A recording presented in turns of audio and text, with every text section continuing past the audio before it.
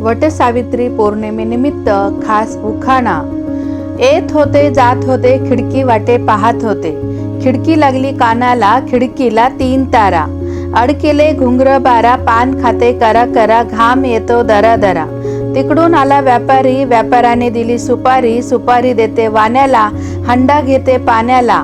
पाणी आणते गंगेचं, वाडा बांधते भिंगाचं, वाड्यात वाडे 7 वाडे, एका वाड्यात पलंग, पलंगावर गादी, गादीवर उशी, उशीवर होती कब्बशी, कब्बशी दिली पाहुण्याला, त्यासनी पाहिलं समोरच्या भिंतीला, भिंतीवर होतं घड्याळ, घड्याळात वाजला 1, आणि संजय रावांचं नाव घेते राजाराम रावांची लेक। वटसावित्री पौर्णिमेच्या आपल्या सर्वांना खूप खूप हार्दिक शुभेच्छा।